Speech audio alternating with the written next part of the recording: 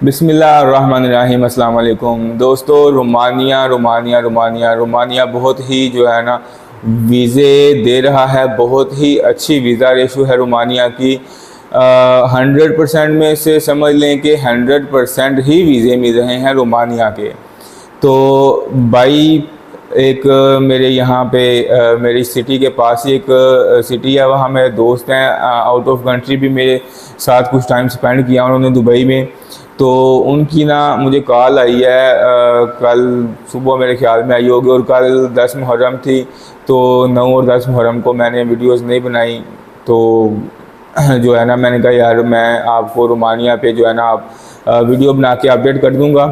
तो ये आदिल भाई के लिए। आदिल भाई, सबसे पहले मैं आपको बता दूं कि रोमानिया की वीज़ा रेशो बहुत ही ज़बरदस्त है। रोमानिया वीज़े दे रहा है, लेकिन अगर आपको बेसिक इंग्लिश लैंग्वेज आती है, क्योंकि जो रोमानिया का इंटरव्यू होता है ना एम्बेसी में वो इंग्लिश में होता है, और आपसे वो तकरीबन 6 से 7 सवाल करते हैं और वो इंग्लिश में करते हैं। मुश्किल सवाल नहीं करते। अगर आपने अच्छे से तैयारी की हो, आपने वर्क किया हो, आपने उसकी ट्यूशन्स या आपने किसी के पास बैठ के सीखा हो, तो आपको बहुत ही अच्छे तरीके से समझ आ जाएगी कि आपसे सवाल क्या होंगे और आपने उनके आंसर क्या देने हैं।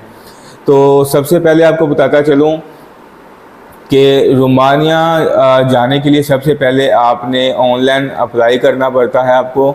आप किसी भी एजेंट को देख लें, या आप अगर खुद कर सकते हैं तो खुद कर लें। आपने रोमानिया की ऑफिशियल वेबसाइट जो है ना वहाँ पे जाना है। जाके वहाँ पे आपने अपना फॉर्म फिल करके उनको एप्लीकेशन सबमिट करनी है, और तकरीबन 3 से 4 महीने का टाइम होता है। विद इन 4 मंथ आपकी एप्लीकेशन प्रोसेस होके आ जाती है।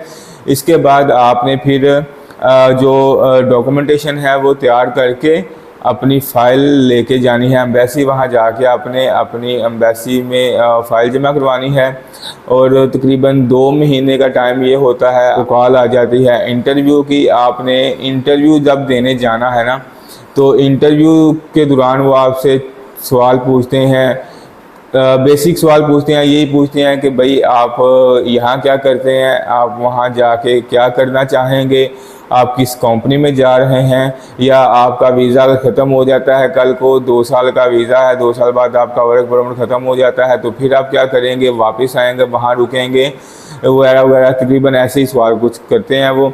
तो आपको बता दूं कि मुश्किल नहीं है। जो बंदा अच्छे से प्रिपेयर होके जाता है वो वहाँ पे 100% सवालों के जवाब सही देता है, और बंदे को वीज़ा अप्रूव होके मिल जाता है। और आप अगर 50 पासपोर्ट एक दिन में वहाँ पे गए हैं ना, तो 50 में से समझ लें कि 47 जो हैं वो वीज़ा ओके होके आएंगे, और 3 ऐसे होंगे जो अपनी ही किसी गलती की वजह से उनका वीज़ा अप्रूव नहीं हुआ होगा, उनका वीज़ा रिजेक्ट हो जाता है। तो इसके बाद मैं आपको बताता चलूँ कि रोमानिया की डॉक्यूमेंटेशन क्या है। रोमानिया की डॉक्यूमेंटेशन जब आप उनको एप्लीकेशन सबमिट करेंगे तो उनकी ऑफिशियल वेबसाइट में भी लिखी होती है मुकम्मल डॉक्यूमेंटेशन के क्या क्या उनको चाहिए होता है। तो मैं आपको बता दूँ कि सबसे पहले तो आपका पासपोर्ट वो 100% ज़रूरी है। पासपोर्ट के अलावा आईडी कार्ड ज़रूरी है। पासपोर्ट 6 महीने तक वैलिड होना चाहिए। इसके बाद आपको चाहिए आपकी बैंक स्टेटमेंट। बैंक स्टेटमेंट जो है वो आपकी 3 महीने तक होनी चाहिए और अच्छे से प्रिपेयर होनी चाहिए। और आपने साथ बैंक मेंटेनेंस पेपर भी लगाना है। बैंक मेंटेनेंस पेपर के बाद आपको आ जाता है जो आपकी कोरोना कार्ड है कोविड का, और आप वैक्सीनेशन आपने लगवाई होनी चाहिए। इसके बाद आपका पोलियो कार्ड आ जाता है। इसके बाद आपका जो करैक्टर सर्टिफिकेट आज फॉरेन ऑफिस से तस्दीक शुदा होना चाहिए, टेस्टेड होना चाहिए। तो बहुत सारे भाई जो है ना, मैं तकरीबन 2 मंथ पहले गया था फॉरेन ऑफिस, तो मैंने देखा था यार बहुत ही लंबी लाइनें लगी हुई थी। तो जो भाई लाहौर में या जहाँ से उन्होंने टेस्टेड करवाना है उस सिटी के नहीं है, दूसरी सिटी के हैं, तो वो मेरे भाई TCS के थ्रू भेज सकते हैं वहाँ पे अपना करैक्टर सर्टिफिकेट।